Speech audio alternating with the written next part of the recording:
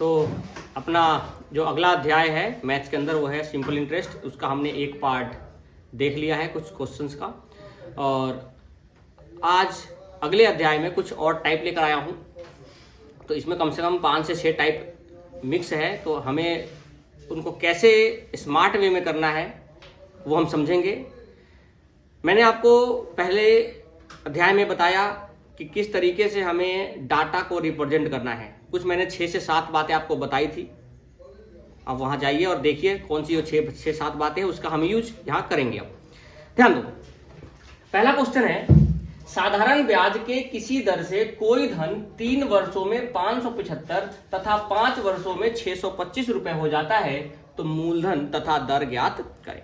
देखो सिंपल सी बात है बच्चों कि अगर साधारण ब्याज की बात करते हैं, ना ही हमें दर पता है ना ही हमें क्या पता है, मूलधन पता है। यानी कहीं ना कहीं दर नहीं पता, मूलधन नहीं पता, तो यानी हमारे बीच ब्याज और समय है। क्या है? अब देखो कि ब्याज और समय के बीच क्या रिलेशन हो सकता है। क्या ब्याज और समय के बीच रिलेशन क्या होता है, हमें यही ढूंढना है, क्योंकि हमारे पास 2 ही चीजें हैं।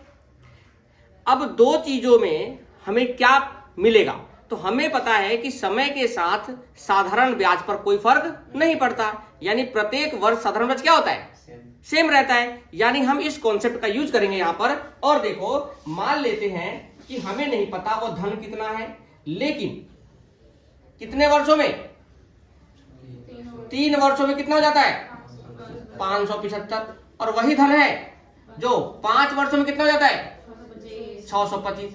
यानी हमने देखा कि इस 2 वर्षों में कितने का ब्याज मिला, 50। यानी हर साल ब्याज बराबर होता है, यानी 1 साल का ब्याज कितना, 25। यानी 1 वर्ष का जो ब्याज होगा वो 25 रुपए होगा, तो 3 साल का ब्याज कितना होगा। अगर हम इस 75 को माइनस कर देते हैं 575 में से, तो हमारा धन कितना आएगा, यानी 500 रुपए पर 1 साल का ब्याज 25 रुपए है, तो 50 तो कितना है, 10%, तो 25 कितना होगा, तो 5% हमारा आंसर हो गया। यानी आप यहां भी कह सकते थे कि 575 से 625 रुपए हुआ, तो कितने का ब्याज मिला, 50 रुपए का। कितने सालों में, 2 सालों में। तो प्रत्येक वर्ष ब्याज क्या होता है, समान होता है। अगर प्रत्येक वर्ष ब्याज समान होता है तो 1 साल में ब्याज कितना मिलेगा, 25 रुपए, तो 3 साल में कितना। अब हमने 3 साल क्यों कम किया, ध्यान दो, ये मिश्रधन है, और अगर हम 3 साल पहले का ब्याज निकाल ले, ये 3 सालों में कितना ब्याज दिया होगा, तो मूलधन आएगा कि नहीं आएगा। तो हमने इसमें से माइनस कर दिया, यानी 3 साल में उसने 75 रुपए ब्याज दिया है। यानी कोई धन अगर 575 हुआ है तो वो 75 रुपए ब्याज था, यानी आपका धन कितना था, 500 हो गया उस। तो आपको ध्यान करना है। नेक्स्ट क्वेश्चन भी सेम टाइप का है, जल्दी से इसको आंसर करो। नेक्स्ट जो है आपका वो भी सेम टाइप है, जल्दी ट्राई करो, जल्दी से इसको भी ट्राई करो, जल्दी से इसको ट्राई करो।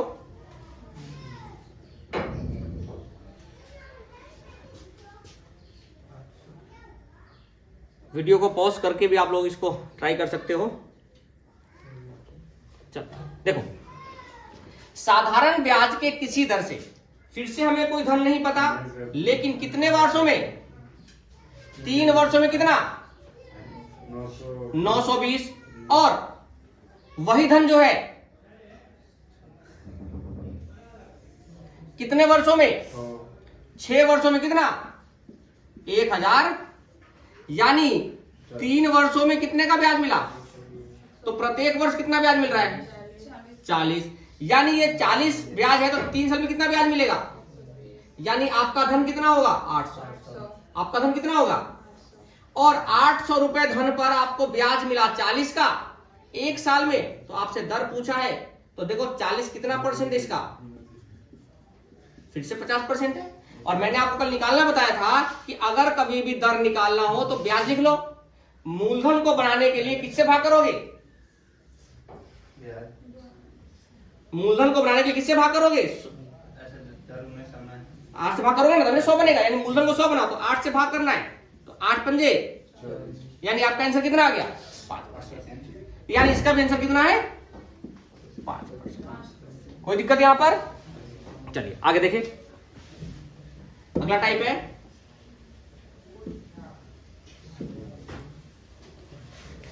हमारे बीच क्वेश्चन है 6% वार्षिक दर से 4 वर्ष और 7 वर्ष के ब्याज का अंतर 7200 है। देखो मैंने आपको बताया कि साधारण ब्याज क्या होता है, जब आप दर को समय से गुना करते हो। तो आप बताओ 6% की दर से 4 वर्ष का और उसी के दर से कितने वर्ष का? 7 वर्ष का। 6 से 4 वर्ष और 7 वर्ष, यानी दर तो सेम है दोनों सालों के लिए। तो 6 चौक और 6 सते 42, इन दोनों का अंतर कितना? यानी हम कह सकते हैं कि ब्याज का अंतर 18% और उसी की वैल्यू कितना है? 7200। तो 1% की वैल्यू 400 और मूलधन 100% होता है, यानी वो धन कितना हो गया? 40,000। यानी इसका धन कितना आ गया? 40,000। कितना धन आ गया? 40,000। लेकिन बच्चों ध्यान रखना है, अगले क्वेश्चन में मैंने थोड़ा सा कैलकुलेशन दे दिया है। अब आपको कैलकुलेशन से बचना है। क्या करना है? देखो मैंने अगले क्वेश्चन में यहां पर कैलकुलेशन दे दिया है कि कैलकुलेशन है, लेकिन आपको क्या करना है? कैलकुलेशन से बचना है। तो कैसे बचोगे? ध्यान देना। आप बताओ दर सेम है कि अलग अलग है? दर, तो दर कितना है? 6%। आप बताओ समय का अंतर कितना आया? 3। तो 6 गुना में 3 कितना होगा टोटल? यानी डायरेक्टली ऐसे करना है आपको। समझ में आ गया? यानी समय का अंतर हो चाहे दर का अंतर हो, कौन सा? ये वाला, हम ऊपर वाला कर रहे हैं ना अभी। मैं फिर भी बता रहा हूं कि क्वेश्चन के अंदर ऐसे नहीं करना कि दर को समय से गुना करना, नहीं। अगर दर सेम है या समय समान है तो आपको क्या करना है? इन समय का अंतर कर देना है, डायरेक्टली गुना करना है, तो भी 18% आएगा। देखो चलो अगला क्वेश्चन देखो, समय बचाएंगे अगले क्वेश्चन में हम, और कैलकुलेशन से बचेंगे। जितना बचोगे उतना आपको फायदा मिलेगा आने वाले क्वेश्चन में। 7.5% की दर है कितने साल के लिए? 13 साल और 13 वर्ष और, तो हम क्या करेंगे? सिंपल सी बात है, 7.5% तो है ही, गुना में समय का अंतर कितना है? 4। तो 7.5 को 4 से गुना करोगे तो कितना आएगा? 30%। यानी 30% का अंतर कितना है? 4500। तो 1% का अंतर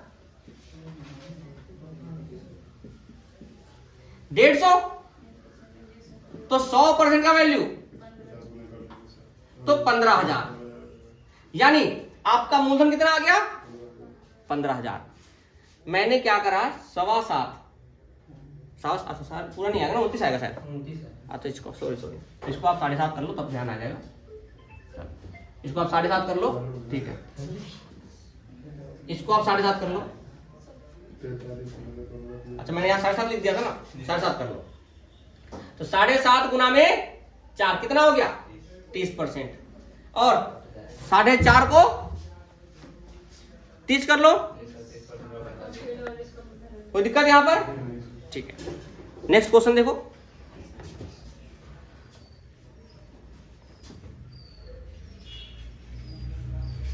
अगला क्वेश्चन देखो क्या है अगला क्वेश्चन।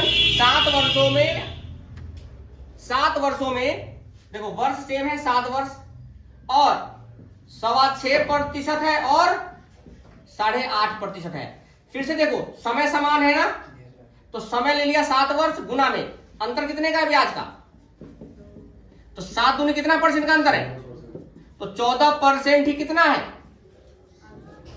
तो 1% 60, तो 100%, यानी आपका मूलधन कितना हो गया?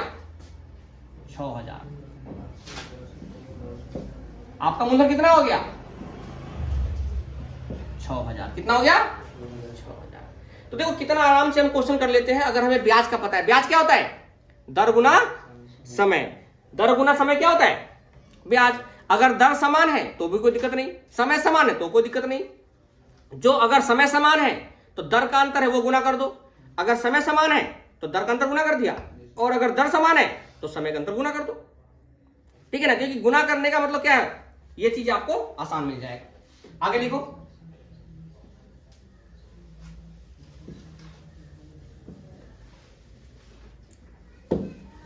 चलो 12 वर्षों में 6.25% की दर से और इतने 10.25% की दर से जो एसआई का अंतर है वो कितना है 6850।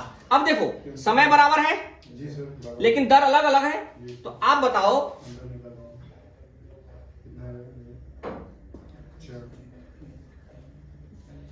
12 साल है और गुना में तो कितना परसेंट है, चेंज कर लो थोड़ा सा,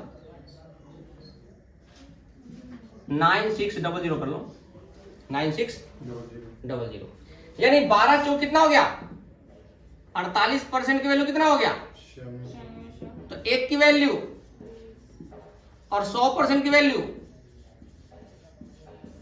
20,000 कितना हो गया, यानी आपका धन कितना था यहां पे 20,000 रुपए था। कितना था 20,000 रुपए आपका धन था। अगला क्वेश्चन है किसी धन पर पहले 3 वर्ष के लिए 5%।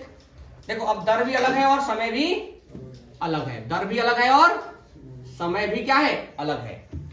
किसी धन पर पहले 3 वर्षों के लिए कितना परसेंट 5%, अगले 2 वर्षों के लिए कितना परसेंट 6%, और उससे अधिक समय के लिए कितना परसेंट देना होगा 8%। तो 3 बचे 6 दूनी, और आगे का समय तो नहीं पता। अब देखो ध्यान से, उसने ब्याज कितने सालों के बाद दिया, यानी 8 वर्ष का ब्याज दे रहा है, तो 3 और 2 कितना साल और बच गया, तो 3 साल का ब्याज देगा। 8% से कितना परसेंट, तो 24 और 15 39 और 12 कितना परसेंट, यानी 8 वर्षों में कितना परसेंट ब्याज देगा, यानी 51% ब्याज देगा, और उसी का वैल्यू है 10,200। तो 1% की वैल्यू कितना आ गया, फिर से 51 गुना 102 तो 200 आ गया, और 100% कितना 20,000, यानी यहां भी धन कितना हो गया 20,000। कितना हो गया 20,000। तो आप जब दर को समय से गुना करोगे, मैंने इस टाइप में आपका वही समझ लिया सारे क्वेश्चन जो ब्याज से संबंधित है। ब्याज हमेशा दर को समय से गुना करने पर आता है। तो जो ब्याज से संबंधित जितने भी प्रश्न हैं मैंने यहां लेने की कोशिश किया है, और इस सारे सवाल को आपको एक बार प्रैक्टिस करना है। दर को समय से गुना करने से ब्याज की प्राप्ति होता है, ये आपको ध्यान होना चाहिए। मैंने आपको कुछ 7 से 8 बातें, 6 से 7 बातें आपको मैंने पिछली क्लास में बताया, उन बातों का ही हम यूज करेंगे। और मैथ के अंदर जब तक आप इन बातों का यूज नहीं करते हो, जब तक आप इन बातों का यूज नहीं करोगे, तब तक आप चीजों को आसान नहीं बना पाओगे। तो हमें उन चीजों को आसान बनाने के लिए इन सभी बातों का जिक्र करना बहुत जरूरी है और याद रखना बहुत जरूरी है। चलो नेक्स्ट सवाल भी इसी पर संबंधित ऐसा ही क्वेश्चन है कुछ। किसी धन पर पहले 4 वर्ष के लिए कितना, तो पहले 4 वर्ष के लिए 6%, यानी टोटल ब्याज कितना हो गया 24। अगले 2 वर्ष के लिए कितना 7%, अगले 2 वर्ष के लिए 7%, तो ब्याज कितना 14%, और उससे अधिक समय के लिए 8% का ब्याज दर है, और उसने कितने साल का ब्याज दिया 9 सालों में। कितने साल में ब्याज दिया, तो 9 सालों में ब्याज दिया। तो 4 2 6 और 3 यानी 3 वर्ष और बच गया, यानी यहां भी 24% देगा। तो 24 और 14 38, 38 और 24 कितना, यानी 62% ब्याज देगा। टोटल कितने सालों में 9 सालों में। तो 62% का ब्याज ही कितना है 12,000। तो 1% की वैल्यू और 100% की वैल्यू 20,000, यानी वह धन कितना था 20,000 था। कितना धन था उसका 20,000। यानी आप देखो कि कितना आसान हो सकता है सवाल अगर आप चीजों को समझने की कोशिश करो तो दर गुना समय क्या होता है ब्याज। दर गुना समय क्या होता है, जब भी ब्याज का जिक्र हो साधारण ब्याज का, दर गुना समय करो। दर समान है तो समय का हो जाएगा अकेला, और समय है तो दर हो जाएगा। चलो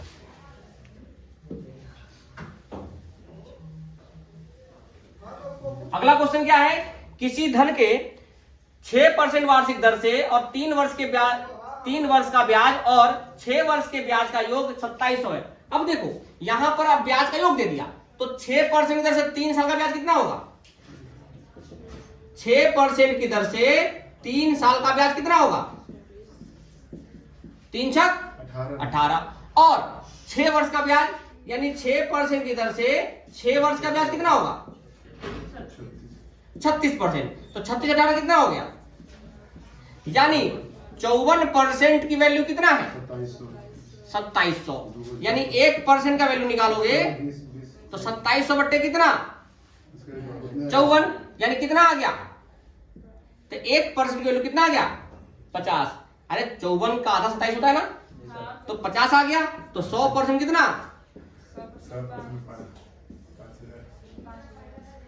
यानी आपका धन कितना था वो 5000। आपका धन कितना था, अरे 27 से काटोगे 2 बार में कटेगा तो 50 आ गया और 50 गुना 100 कितना आ गया, तो 5000 रुपए इसका धन हो गया। कोई दिक्कत यहां पर। अगला सवाल देखो, हमें कुछ नहीं करना, बस ब्याज क्या होता है, दर गुना समय ब्याज होता है, दर गुना समय क्या होता है, बस इसका बात ध्यान रखना है।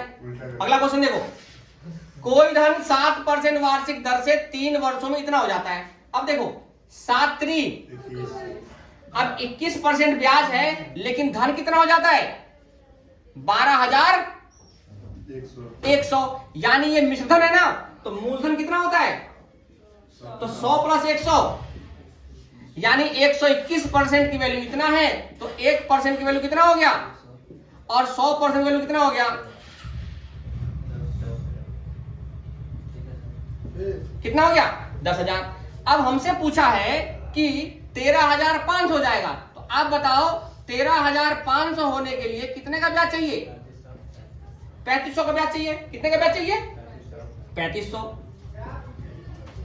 अब मुझे बताओ ध्यान से कि 3500 का ब्याज जो है ये कितना होगा, तो यानी आपने देखा कि अब हमें 3500 ब्याज चाहिए, तो आप बताओ 10,000 रुपए का ब्याज कितना बनेगा, 3500 कितना परसेंट बनेगा, 35% बनेगा। अरे 10,000 का 3500 कितना ब्याज बनेगा, और 3500 मिल रहा है कितने सालों में, वो 7% से, तो कितने साल लगेंगे। और ऐसे भी हम देखो डायरेक्टली कर सकते थे कि अगर 21 रुपए का ब्याज अगर 3 साल मिल रहा है तो 7 3, तो 7 बचे, तो हम 5 साल वैसे भी कर सकते थे। देखो टोटल ब्याज कितना हुआ, 7 3, यानी मिश्रण कितना हो जाएगा 121, तो 121% की वैल्यू कितना है, 12,100, तो 1% की वैल्यू 100 और 100% की वैल्यू 10,000, यानी अब धन हो गया 10,000, लेकिन होना कितना है उसको, 13,000। अगर 13,500 रुपए अगर उसको होना है तो 3500 का ब्याज चाहिए, तो 2100 का ब्याज अगर मिल रहा है 3 साल में, अगर आपको ऐसे भी समझ में आ रहा है तो आप ये भी तो समझ सकते हो कि 10,000 से 2100 का ब्याज कितने साल में मिल रहा है, 2100 का ब्याज मिला कितने साल में, तो प्रत्येक साल कितना का ब्याज मिलेगा, 700 का मिलेगा, और प्रत्येक का ब्याज अगर 700 मिलेगा तो 3500 का ब्याज कितने साल में मिलेगा, 7 बचे 5 साल मिलेगा। तो ब्याज जो है, ब्याज वो कितना होगा, चलो 5 वर्ष में। अगला क्वेश्चन देखो,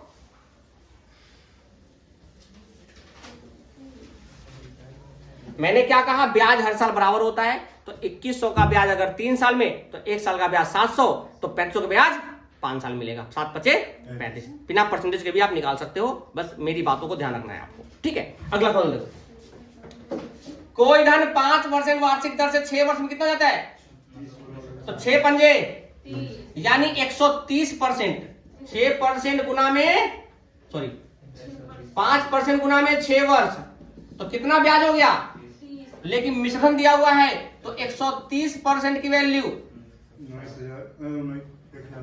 1,950, यानी 1% की वैल्यू 15, 1% की वैल्यू, और 100% की वैल्यू, यानी वह धन कितना है, लेकिन हमसे पूछा है कि 8 वर्षों में कितना हो जाएगा। तो आप बताओ 8 वर्षों में 5% कितना ब्याज मिलेगा? 40%। या तो आप 140% निकाल लो, या आप 1500 में 40% निकालो 1500 का, तो 600 आएगा 40%, तो कितना आ जाएगा टोटल? 2100 आपका ब्याज हो जाएगा। कितना ब्याज हो जाएगा? 2100 आपका ब्याज हो जाएगा। यानी ये चीजें आपको ध्यान रखना है। दर गुना समय करने पर क्या निकलता है? ब्याज। ब्याज को अगर मूलधन 100% जोड़ोगे तो क्या होगा? मिश्र धन के बराबर हो जाएगा। ऐसे सवालों में आपको एक्स नहीं मानना, नहीं तो आप फंसते चले जाओगे। अगला सवाल देखो, लास्ट क्वेश्चन है। दो अलग अलग योजनाओं में क्रमशः 6% और 10% के लिए समान दर पर, दर कैसा है? समान है। तो ब्याज का अनुपात पूछा है। क्या पूछा है? अब बताओ ब्याज का अनुपात क्या होगा? समय का अनुपात, क्योंकि दर सेम है तो 6:10 और किस अनुपात में आ गया? यानी आपका आंसर क्या आ जाएगा? 3:5। 3:5। तो यहां तक के चीजों को समझना है, टॉपिक बाय टॉपिक। यहां पर मैंने वो क्वेश्चन लिए हैं जो ब्याज से संबंधित है। ब्याज क्या होता है? दर गुना समय। तो ब्याज से संबंधित जो प्रश्न है आप उसको ट्राई कीजिएगा। धन्यवाद।